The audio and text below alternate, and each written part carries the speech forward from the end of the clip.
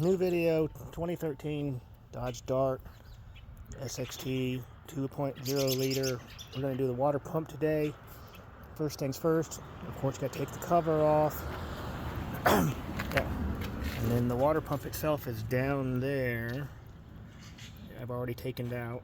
You have to get to one bolt on the top, kind of that way.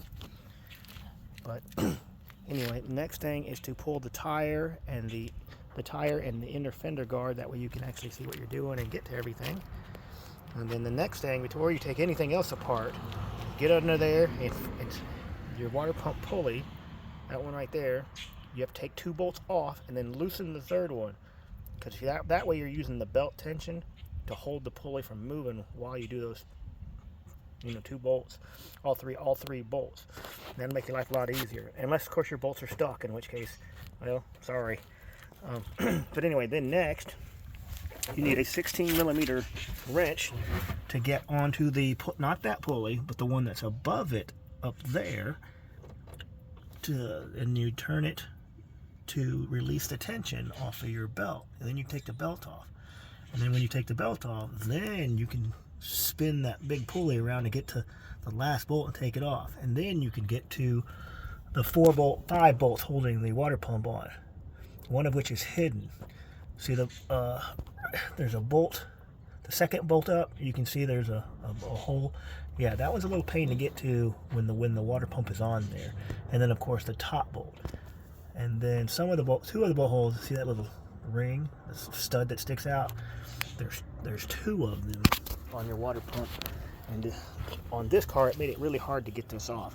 After I took all 5 bolts out, I ended up having to work it to get it out, to come off. But there you go. It sits up in there like this. These 3 bolts are the ones that you can see really easy. This is the one at the top. It's actually not that hard to get to, you just can't see it. And then this one, it's again not that hard to get to, you just can't see it. I'm using a 12mm extension, not extension, deep well, in order to get up in there. And then those bolts on there was 10mm. So you need a 10mm wrench to do those, 12mm socket to do the water pump, and a 16mm wrench to do the tensioner.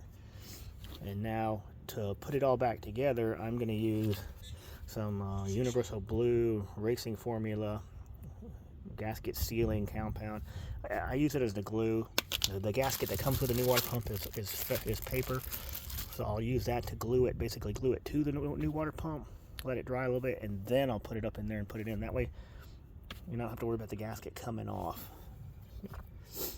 Now, interestingly enough, the new water pump does not have those tabs in it. Interesting. It's almost like they were supposed to stay in the engine, but that's okay. I'll pull that one out and then we'll put it in.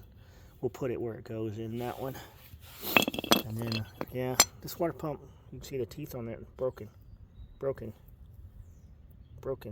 It's interesting. I know there's another one broken. I didn't break them trying to get it out, so that means it's broken. The car was overheating, but it's okay. So, but there you go. That's good luck.